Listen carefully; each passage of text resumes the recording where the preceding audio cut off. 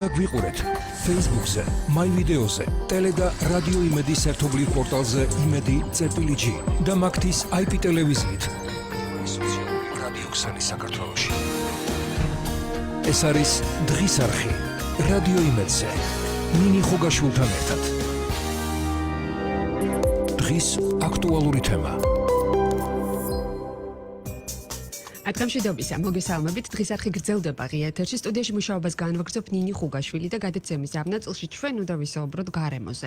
ჩვენ უნდა ვისაუბროთ ჰაერის ხარისხზე უფრო კონკრეტულად და უფრო კონკრეტულად საქართველოში. ეს არის თემა, რომელზედაც არაერთხელ ვსაუბრობთ პანდემიის პირობებშიც, მათ შორის ძალიან ხშირად გვისაუბრია, თუმცა კორონავირუსის, ასე ვთქვათ, გავრცელებისთანავე, კარანტინის პირობების ამოქმედებისთანავე და პანდემიის პერიოდში დაწესებული რეჟიმის ამოქმედებისთანავე სხვადასხვა შეზღუდვების კვალდაკვალ, მაშინ როცა ჩვენ ყველანი აღმოჩნდით შინ, გაჩნდა მოსაზრებები, რომ ხე იყო კიდევ უფრო მწვანე, ვიდრე გასულ წლებში გვეჩვენებოდა. ჰაერი იყო კიდევ უფრო კამკამა, ვიდრე მანამდე გვეჩვენებოდა და ასე შემდეგ. ამიტომ გადავწყვიტეთ დღეს გადავამოწმოთ, მაშინ როდესაც ემოციები ამ მიმართულებით შედარებით დაცხრა, გვაქვს უკვე კონკრეტული მონაცემები, შეგვიძლია ვიმსჯელოთ პროფესიონალთან ერთად და გავარკვიოთ, რა ხდება ამ თვალსაზრისით, როგორია ვითარება, როგორია მონაცემები, როგორია ჰაერის ხარისხი ზოგადად, რომელიც ალბათ შეიძლება ითქვას ბოლო 5-10 წლების განმავლობაში შეუქცევადად უარესდებოდა.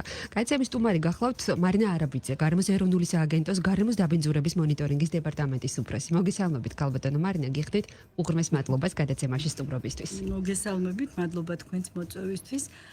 ნამდვილად დიდი სიამოვნებით გავაცნობ მსმენელს მონაცემებს, რომელიც გვაქვს, მაგრამ ვიდრე მონაცემებზე გადავალთ, მოდით ორივე სიტყვით მოვყვეთ იმ მონიტორინგის სისტემაზე, რაც დღეს არსებობს და რის საფუძველზე შემდეგ მოგახსენებთ უკვე იმ მონაცემებს, რაც გვაქვს. მინდა გითხრათ, რომ ბოლო წლებში ატმოსფერული ჰაერის ხარისხის მონიტორინგის გაძლიერებას ძალიან დიდი ყურადღება ეთმობა. დღეს მდგომარეობით საქართველოში ფუნქციონირებს 8 ატმოსფერული ჰაერის მონიტორინგის ავტომატური სადგური. განთავსებულია ეს სადგურები ქალაქებში თბილისში, ქუთაისში, ბათუმსა და რუსთავში, თბილისში მათ შორის 5, იმიტომ რომ მოგეხსენებათ ჩვენი ქალაქის ასე ვთქვათ სიდიდე და მნიშვნელობა და შესაბამისად ეს სადგურები ცხადია პანდემიის დროსაც აგრძელებდნენ მუშაობას უწყვეტ რეჟიმში, ისინი არ გაჩერებულა და გვაქვს ძალიან ბევრი და საინტერესო მონაცემი რა ხდებოდა პანდემიამდე და რა ხდება შემდეგ.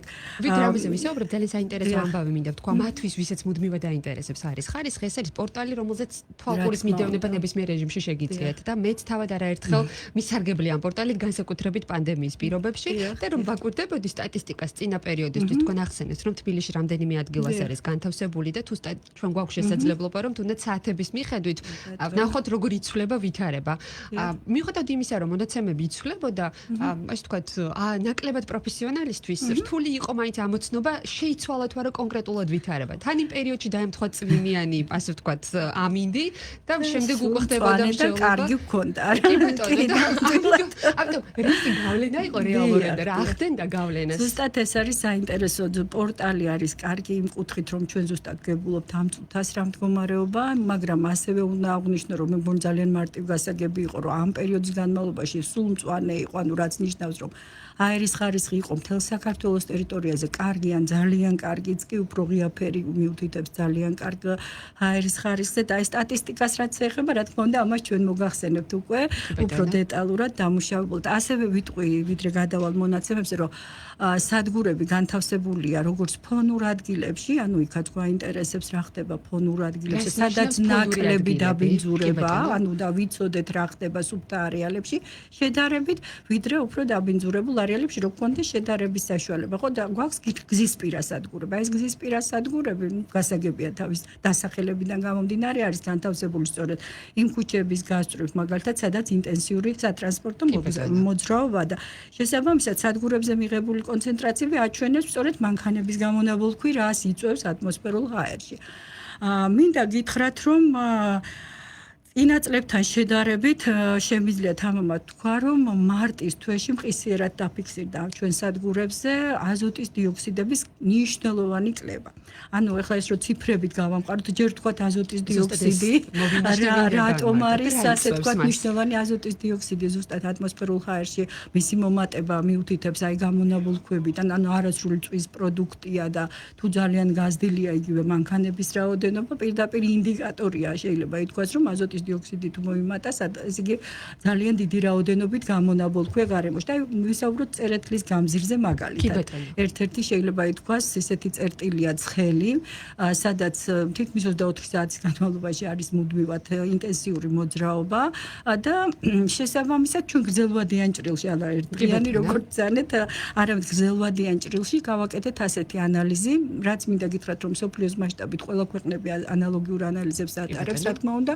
ალბათ ესეც საინტერესოა, ვიდრე გადავალთ საქართველოზე, აღვნიშნოთ, რომ ასეთივე ცვლილებები დაფიქსირდა სოფლიოს ყველა ქვეყანაში, იცით თქვენ ალბათ ადევნებთ თვალს აზიის ქვეყნებში, სადაც მნიშვნელოვნად გასუფთავდა ჰაერი, ამერიკაში, ევროპის ქვეყნებში. ახლა მნიშვნელოვანია, რომ ჩვენი საქართველოს მონაცემები გადის ევროპის პორტალზე.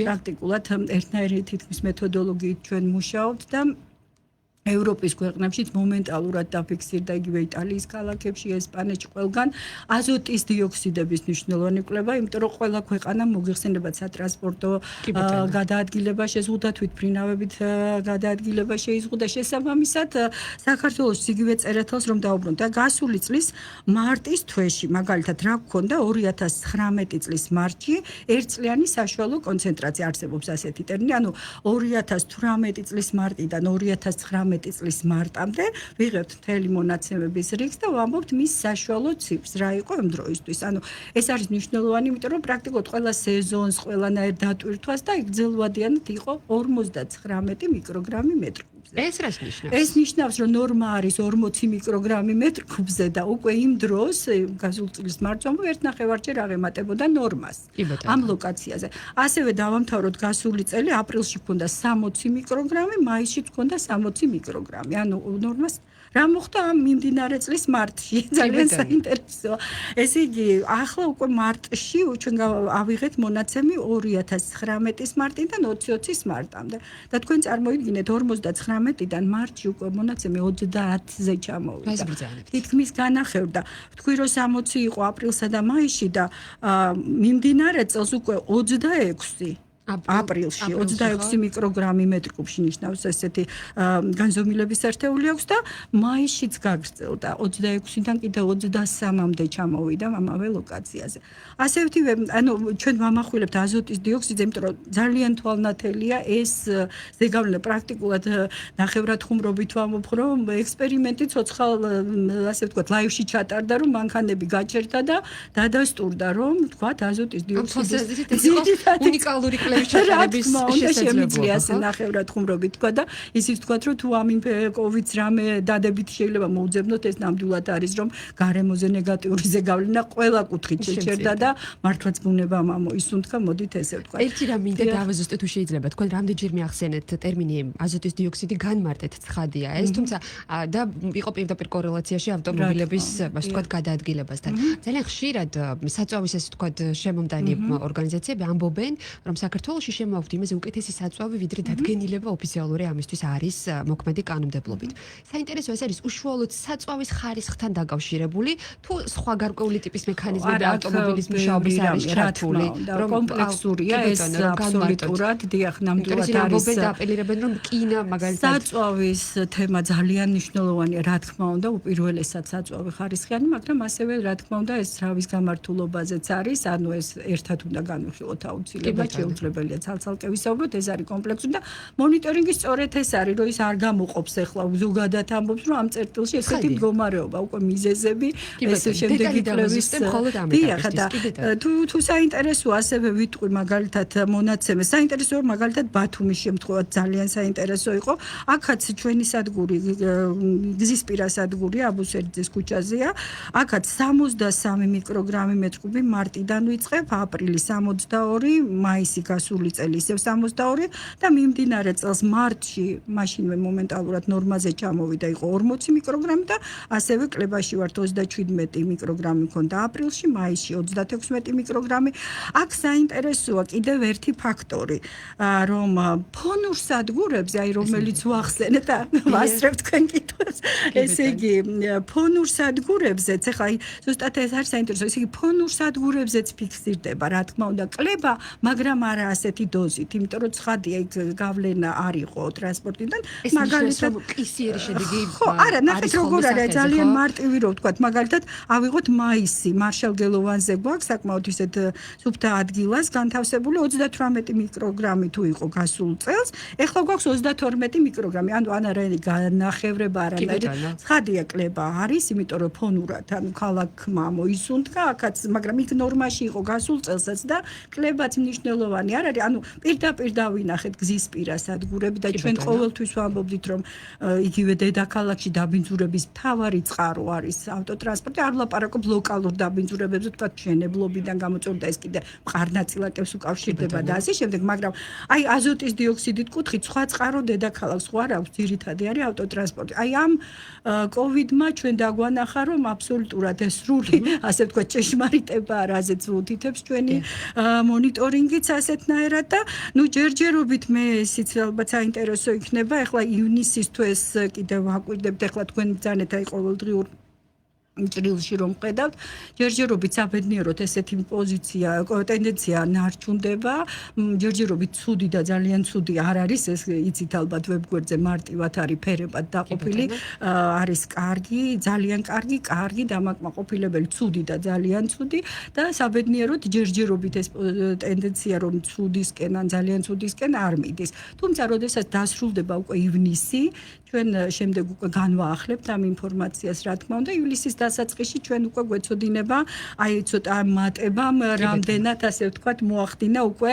აი ამ აზოტის დიოქსიდების კონცენტრაციებზე ცვლილება. რა ლოკაციებზე გქონდა მკვეთრად ასე ვთქვათ ნეგატიური მაჩვენებელი ამ კუთხით პანდემიამდე პერიოდს გულისხმობ. მაგალითად რამდენად განიხილებოდა ამ ჭრილში შემდეგი ქალაქები გნებავთ რუსთავი ან ზესტაფონი და როგორია დღეს ვითარება? ძალიან საინტერესოა, რა თქმა უნდა ეს კითხვა ჩვენ ზოგადად ახლა მე ვსაუბრობ აზოტის დიოქსიდზე, იმიტომ რომ ეს პისიერად დავინახეთ, თუმცა ასევე პრობლემური შეიძლება ითქვას გარკვეულწილად იყო დამაბინძურებლები, მაგალითად მყარი ნაწილაკები, ეს არის წვერი რო ვთქვათ მარტივ გასაგებიენით, მაგრამ დიახ, ჩვენ ორ ფრაქციას განვიხილავთ PM10 და PM2.5, ანუ უფრო მსხვილი და უფრო წვრილი ფრაქცია შედარებით და ამ კუთხით არის აგრეთვე ბუნებრივი ფაქტორებიც, მაგალითად, იმიტომ რომ საქართველოს გეოგრაფიული მდებარეობიდან გამომდინარე პერიოდულად იქნება ისეთი სინოპტიკური სიტუაცია, რომ ჩვენამდე აღწევს უდაბნოდან გადმოტანილი ქვიშის შემცველი ჰაერის მასები.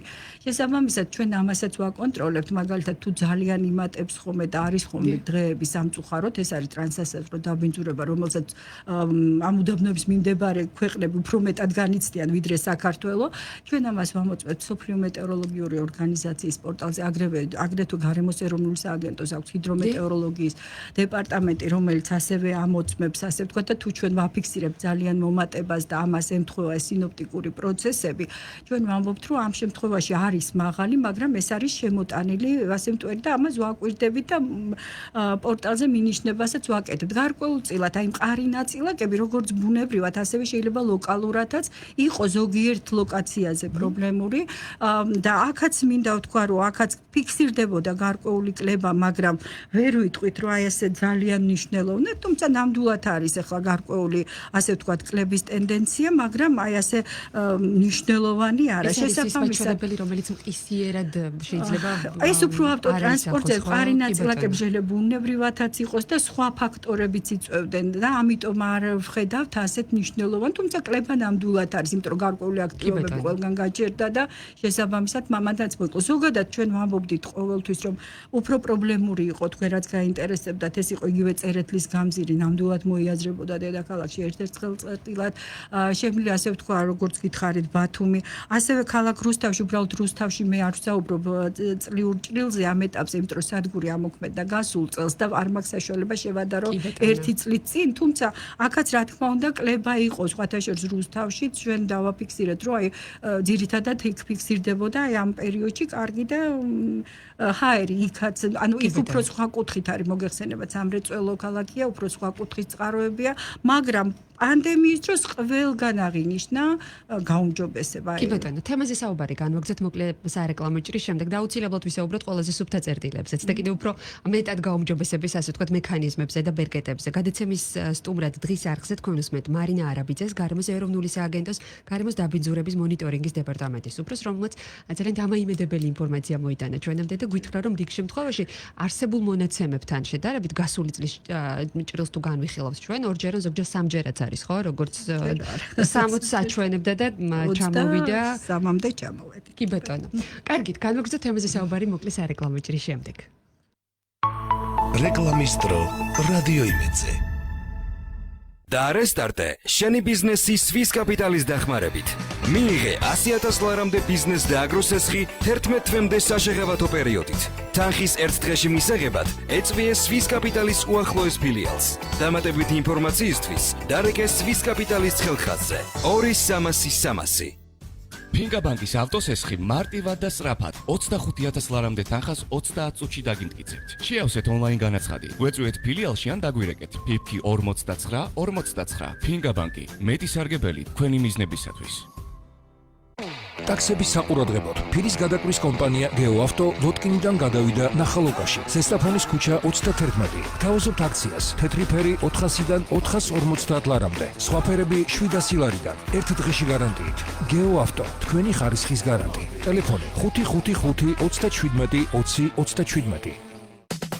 პირველად საქართველოში ბეთმარკეტი ლიდერ ბეთისგან ინოვაცია გემბლინგში, რომელიც საშუალებას გაძლევთ შეიძინოთ სასურველი პროდუქტები თქვენთვის ან აჩუქოთ მეგობარს. შეიძინეთ ფრისპინები, ფრიბეთები და ექსკლუზიური ბონუსები ფასდაკლებით. ასევე დააგროვეთ ხულები ლიდერ ბეთზე არსებულ ყველა თამაში და გადაცვალეთ სასურველ პროდუქტებზე. ბეთმარკეტი დააჩქარე მოგება მხოლოდ ჩვენთან. და დაიწყო სვის კაპიტალის ოქროს ლომბარდში დაიწყო განსაკუთრებული აქცია. პირველი 3 თვის მანძილზე ოქროს სესხზე ისარგებლებ 0.5%-ით დაბალი განაკვეთით და ამავდროულად მიიღებ მაქსიმალურ თანხას და ოქროს უმაღლეს შეფასებას. სწორედ ამიტომ ესტუმრე სვის კაპიტალის ფილიალს დღესვე ან დარეკე 2300 ეფექტური 27%-მდე. 233 159 რადიო იმედის სარეკლამო სამსახური.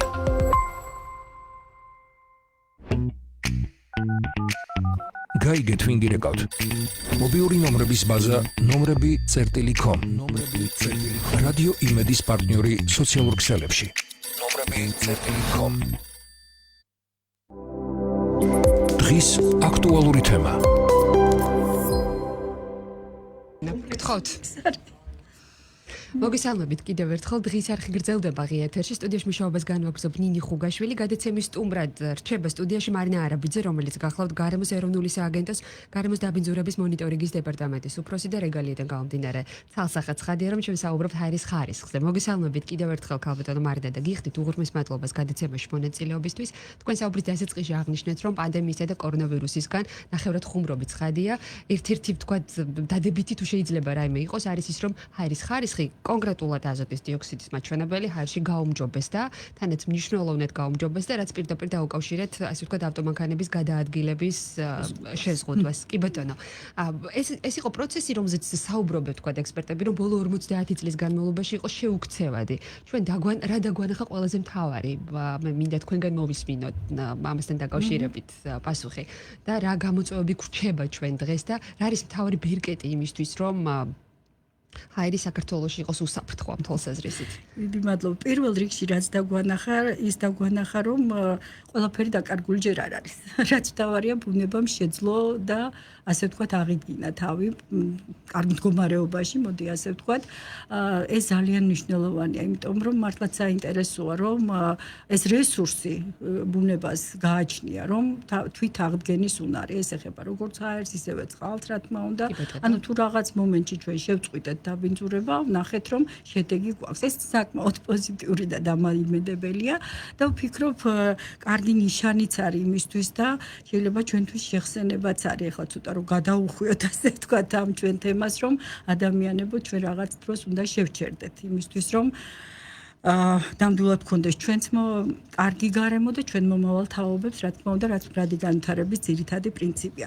ვფიქრობ, რომ აი ეს რაოდენობა, ახლა ჩვენ ვსაუბრობდით აი ზუსტად რომ მოვდიოდით, რომ აი მართლა ძალიან მნიშვნელოვანია, რომ ეს პროცესი რაც შეიძლება სწორად აღდგეს ეს ყველაფერი, თქვენ იცით, ახლა ეს ჰაერის დაბინძურების, ასე ვთქვათ, თემა არ არის ერთი უწყების საქმე და ასევე ყველა უწყების ჩართულობის გარდა აუცილებლად მოქალაქეთა თვითშინეგნების გაზდაც აუცილებელია. მე გეტყვით, რომ ხა დედაქალაქისთვის მაგალითად არსებობს ღონისძიებათა პროგრამა დამტკიცებული, რომელიც მოიცავს ძალიან ბევრ მიმართულებას, იგივე ავტოტრანსპორტის კუთხით, ასევე თუნდაც მონიტორინგის გაძლიერების მიზნით და მნიშვნელოვანია, რომ ევროკავშირთან ასოცირების ხელშეკრულებით ჩვენ ქვეყანას ძალიან ბევრი ვალდებულება აქვს და მათ შორის აი ჰაერის მიმართულებით, მაგალითად სწორედ ახლახას საკანონმდებლო დონეზე ხდება ცვლილებები და გეტყვით, რომ ჩვენ უკვე გვაქვს ვალდებულება გარკვეული პერიოდის შემდეგ ცხადია ეს დროსთან არის დაკავშირებული.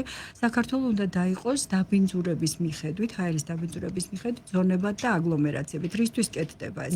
იმისთვის, რომ თითოეულ ზონაში შეფასდეს არსებული მდგომარეობა და შემდეგ შემუშავდეს ღონისძიებათა გეგმა. სწორედ აი ეს ღონისძიებათა გეგმა, რომ თუ ცუდი მდგომარეობა რა უნდა გაკეთდეს დროში და ვადაში, ასე ზუსტად მითითებული, რომ გამოსწორდეს და თუ კარგი მდგომარეობა გვაქვს, რომ ეს შევინარჩუნოთ, ხო?